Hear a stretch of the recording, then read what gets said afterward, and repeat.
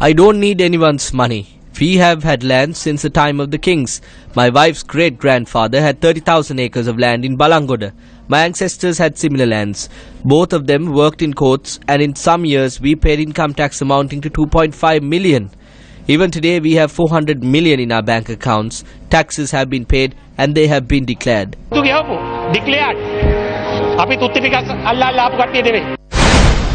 30,000 acres, 400 million. Where is the money from? According to the law, one person can only own 50 acres of land. So how does the Kiriyala family have such lands? Were these lands obtained when he was the Minister of Plantation? You need to prove these claims before the public. They should be summoned before the necessary legal institutions. How did they amass such lands and wealth? He made this statement in Parliament. Even with such wealth, they are attempting to defraud money from expressway projects.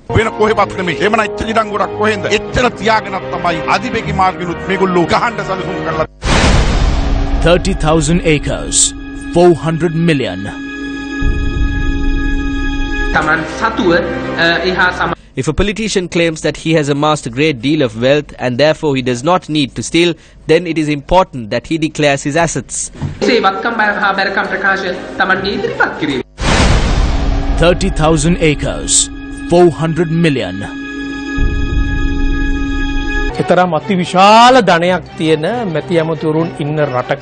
We should be happy to live in a country that has ministers who have amassed such wealth. The question is, how did such a person amass such a great deal of money and lands? He was the plantations minister. We know he had inherited a lot of lands in areas such as Pallekale. So these can be looked into. We need to ask the minister whether he has declared his massive assets to Parliament. We also want to know to whom the house that he has rented belongs to, because the rent is being paid by the government. I am sure the people of this country would want to know these details. 30,000 acres, 400 million. Even though the minister claims to have amassed such a massive sum of money, these are the type of letters that the minister sends. These letters call on officials to award road construction projects to certain contractors. Mr. Minister, the public remains vigilant. Well, there, very good evening. This is Primetime News. We're coming to you live and direct from the Newsfirst studios in Colombo. I'm Joel Outscourt. And I'm Rahna Farouk. Let's start off with a look at your headlines for tonight. Grama Shakti public movement to alleviate poverty commences. 3.4 trillion rupees needed to repay debts of 2018 and 2019, says PM. Broad investigations launched into suspended schoolgirl falsely accused of being pregnant.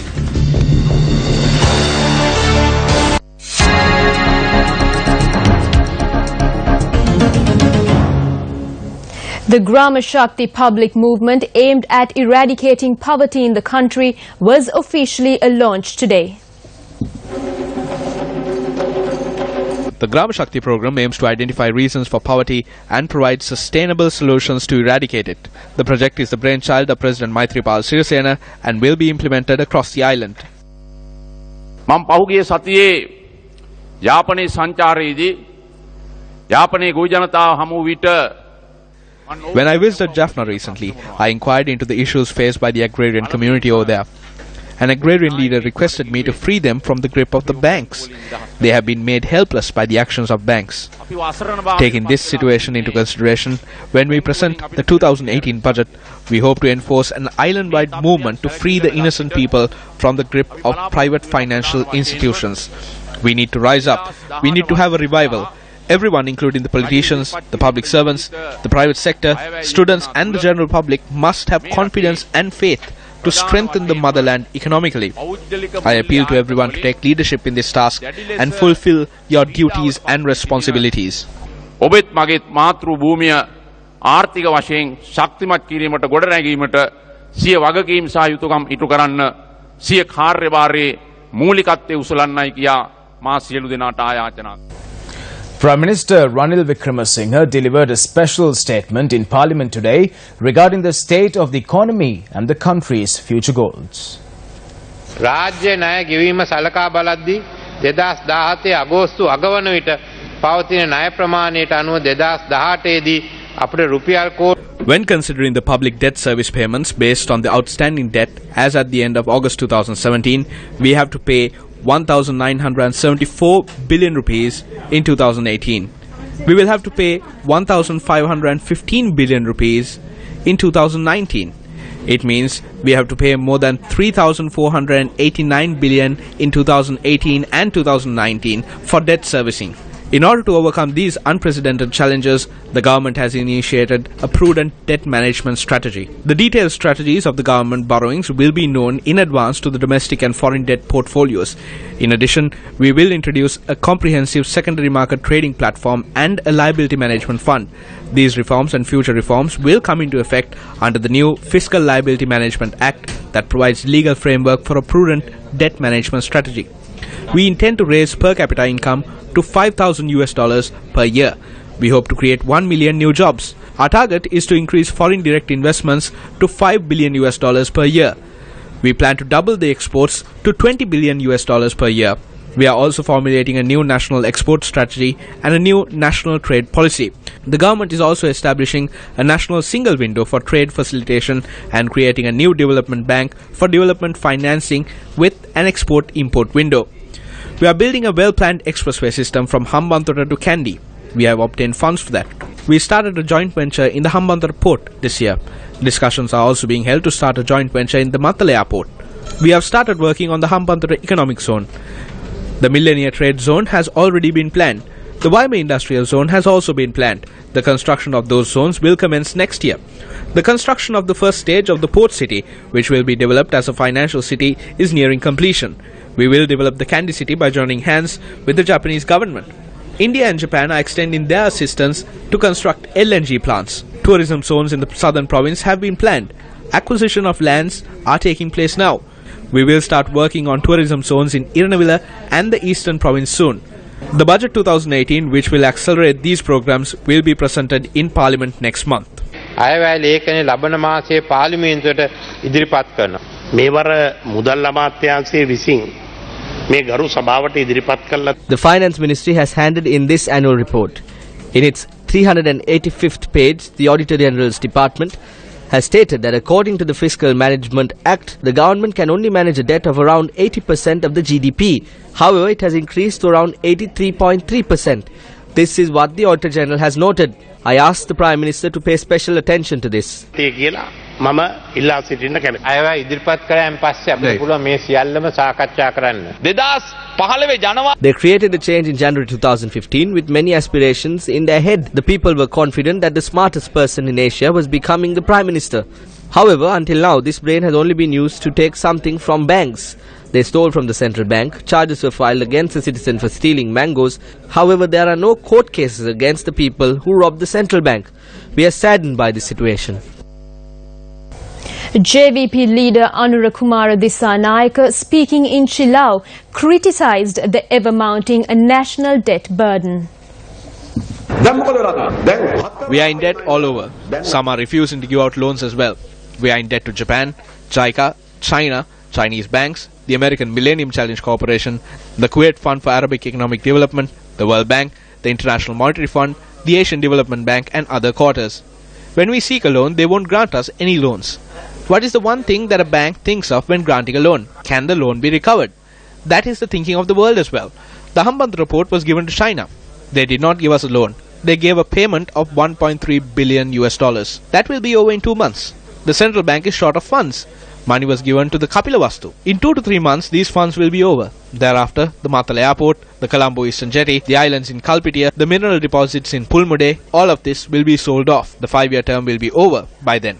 The economy survives via the sales that take place every 3 months. If the country must survive through the sale of such resources, then this is a very poor country. The differences in the Provincial Council's elections amendment draft and its English translation was discussed in the Parliament today. MP Dinesh Gunabodhana raised questions as to whether the government will continue to be in a position to hold the elections in January, as the subject minister has failed to issue a gazette in this regard. All agreed with you, Honorable Speaker, that the resolution can move in a day and that is settled. Now what will happen, as the PM says, PM has been advised by the local government ministry that they have to move an amendment. No, but Honourable Member, the local government ministry has consulted the AG and AG has said that the amendment must necessarily come. So, which means, Honourable Prime Minister, that the local government elections will not be held in January. It need not be postponed, it depends on it. In fact, I spoke to the Election Commission on this, whether we can get the amendment and how long it will take. I think the Minister is presenting the amendment to Cabinet next week. Which means, when he presents, he has to present, get approval, come to Parliament. Parliament, when it comes to Parliament, minimum of 1 month's delay. That means nominations cannot be gazetted for January. So, elections will be... One of the issues that have been discussed is whether you can gazette it and then get the amendment to catch up on it. That's something that we have to discuss. We can come to an agreement. The thing is, it takes time, Honourable Prime Minister, and that period delays the election by another 2 months. This is the issue. Shall we, I'll get the Minister also and hold a discussion on that. But if we agree by resolution, that correction can be made by Parliament.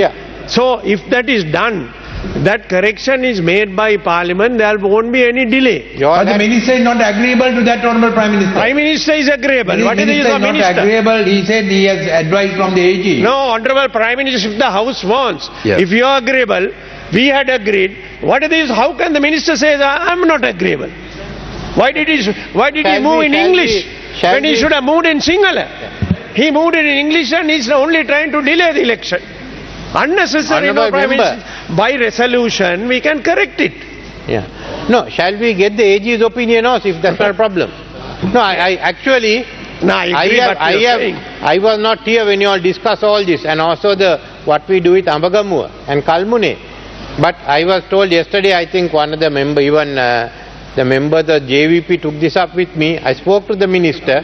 So then I spoke to the Commission of Elections on this amendment issue. So I think best is we hold a party leaders conference next week. The amendment will come to Cabinet on Tuesday.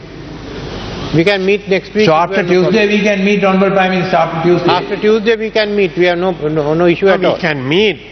But no, we'll try to expedite it. That's the best thing. You want it?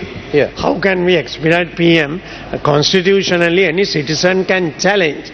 We can agree, but a citizen can challenge. But if we go by resolution, if it can be done by resolution, I have no problem with it. Yes, but since he said the AG, we have to ask the AG. AG had gone to Bahamas. He is returning on Sunday.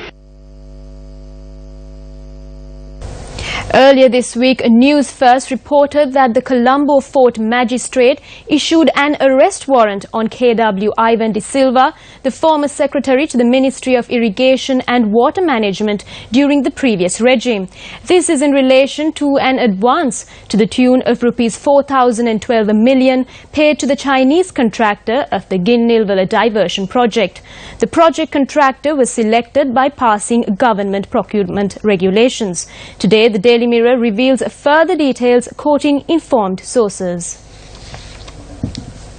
The Ginnilwala diversion project contract was signed on the 5th of November 2014 and 5% of the agreed fee was advanced as a mobilization payment. Signed between KW Ivan De Silva of the Ministry and chairman of CAMC Engineering Company. The Daily Mirror reports that although 4.012 billion rupees had been paid to CMC Engineering Company Limited, the contractor has failed to implement any groundwork to date. The report further notes that amounts are believed to have been released in 3 installments, the first paid on the 24th of November 2014. The final installment was paid a few days prior to Mahinda Rajapaksa's defeat at the presidential elections, who instructed the former secretary to the Ministry of Irrigation and Water Management to release public funds to the project contractor, a contractor selected by passing government procurement regulations. Director General of the Department of National Budget instructed the Irrigation Ministry Secretary RMW Ratnayaka to conduct an investigation to find out whether the staggering advance payment had caused a loss to the country. If so, who is responsible? The Daily Mirror article reveals that Ratnayaka appointed a 3-member committee to investigate the matter, appointing D.D. Ariyaratne as the head of the committee and 2 others. Both Ratnayaka and Ariyaratne worked in the same ministry as Ivan De Silva at the time the alleged fraudulent act took place. According to the Daily Mirror sources, the committee found no wrongdoing, stating the entire process from awarding the unsolicited contract to CAMC Engineering to making payments thereafter had been made legally and in the presence of transparency. The 4th report of the Committee on Public Enterprises on financial losses incurred by 15 public institutions and the breach of conduct by top officials was presented to Parliament by Chairman of COPE, Sunil Handunethi. The institutions examined by COPE are National Transport Commission, Sri Lanka Tourism Development Authority, Airport and Aviation Sri Lanka Limited, Cooperative Wholesale Establishment, and Lanka Sathosa, Central Environment Authority, Sri Lanka Ayurvedic Drugs Corporation, Ceylon Petroleum Corporation, Lanka Mineral Sands Limited, Geological Survey and Mines Bureau, Hingurana Sugar Company Limited, Ceylon Fisheries Corporation, Independent Television Network, University Grants Commission, People's Bank and National Lotteries Board. The COPE had observed the National Transport Commission had spent a sum of 1,705,343 rupees to print the stickers of destination boards and details of emergency telephone numbers on 3 occasions in 2015 without following the proper procurement procedure. COPE had identified 6 key issues relating to the NTC. COPE states the Tourism Development Authority of Sri Lanka had made a payment of 7,382,305 rupees as part of the interest of a loan of 100 million rupees issued by a state bank. COPE says the Cooperative Wholesale Establishment and Lanka Sathosa incurred a loss amounting to 39 million rupees in 2014 by purchasing 14,000 carom boards and 11,000 rods or checkers boards. The detailed report on the above matter has not been provided to the committee by 25th of May 2015. 58 institutions have been brought before COPE for examination. The new report will comprise the observations made on all 58 institutions. Recently, Sri Lanka Airlines was examined by COPE. The universities will be examined separately in November. විශ්වවිද්‍යාල ටික තියෙනවා වෙනම. නොවැම්බර් මාසේ පෙළගස්සලා තියෙනවා.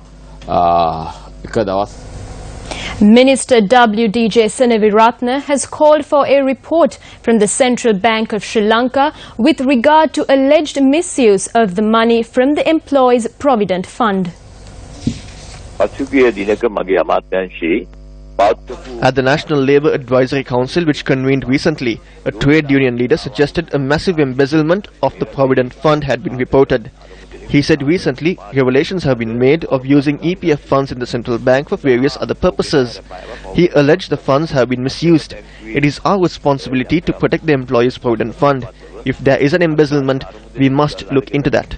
It is the Department of Labour that collects money for this fund. We must look into this to find out how much was embezzled from the fund. I made a proposal to that effect. We are working on that and have informed the central bank to report to us on the status of the fund and its portfolio. Well, they're watching Primetime News. We'll be right back after this short commercial break. Welcome back to the news. Well, earlier this evening, I attended the vigil against corruption organized by the Voice of Change organization, staged in Colombo at the Independence Memorial Hall. Today, a group of people under the tagline Voice of Change have gathered here today at the Independence Square with the aim of ridding corruption. Their only hope is a country free of corruption to be created for the future generation. They say, we don't believe in party politics. We've come together today to rid corruption from this country. So their aim is to put forward a petition to the Prime Minister and the President at the end of this silent vigil, which is titled Voice of Change, a country free of corruption. We have been seeing things being promised, but nothing being delivered. No, whoever thought that this country is greater than a party, I wanted them to join me. So it is not the party. We don't care what the party is. Don't do corrupt practices for the people. This is a peaceful vigil, so let this be a message to the state officials as well as the politicians that they cannot go scot-free. Our opinions, our voices against corruption, to be in one community, united together to stop corruption in the country. What about addressing the corruption? The corruption has been, at a very high point from the previous to now. And the citizens have come to a limit that we cannot tolerate this anymore. So the corruption is rampant and callow, and we are proud to be here as Sri Lankans. We want to eradicate corruption completely. We would like to see some change happen in Sri Lanka, and we would like to see it happen constructively. And here we are to support the movement. Corruption is rampant here. Somebody has to, the group here, intellectuals, educated people have to stand against corruption. We have to send a strong message to the government to stop corruption. That is the primary motive of we gathering here. Just after office we have come here, to show our opposition to corruption. I'm just against corruption, and let's hope it stops. Bandula Weerawardena, arrested for financial fraud connected to the Far Eastern International Bank in Taiwan, was remanded until the 25th of October by Fort Magistrate Lanka Jayaratna today.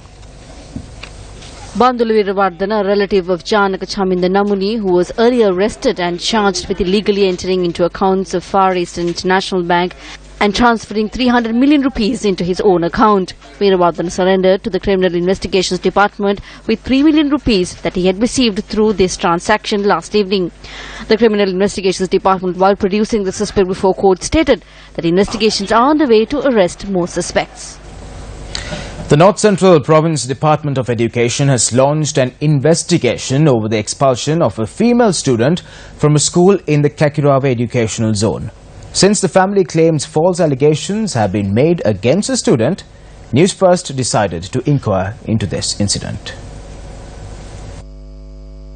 The student in question studies in the 10th grade and comes from a poor family. This family is forced to endure many hardships to merely provide themselves with 3 daily meals, let alone their other needs. On the 1st of October, their daughter had vomited in school. Her fellow students had informed the principal of this incident. I was at work when it happened. Then we received a call and both of us were asked to come. Then we went to meet the madam and asked her what it's about. She told my daughter had vomited. I told it was because she had nothing to eat that morning. But the headmistress said that she vomited because she was pregnant and refused to have her in school. She asked to place my daughter in probationary care. I refused, but they expelled my daughter. We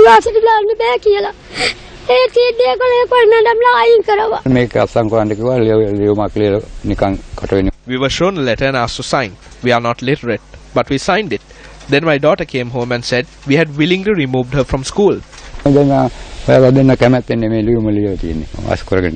Thereafter, the student was admitted to the Dambula Hospital by her parents. Speaking to Newsfirst Hospital Superintendent Dr. Gamini Sinanayaka said the student was seen by a gynecologist. Tests have revealed the student was not molested and she was not pregnant.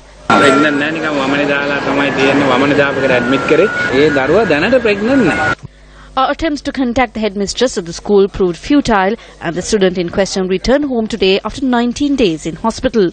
The trauma the student had to face had further burdened the parents.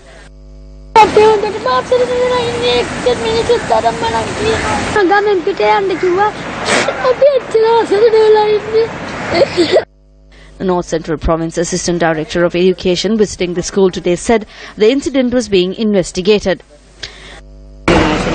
Well,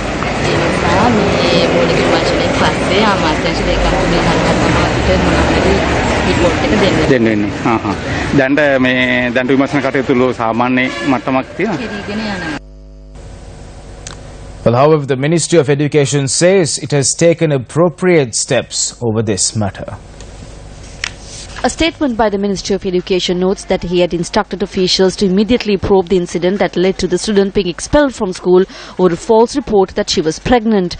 Secretary to the Ministry of Education, Sunil Hattarachi, has been instructed to take swift action on the incident.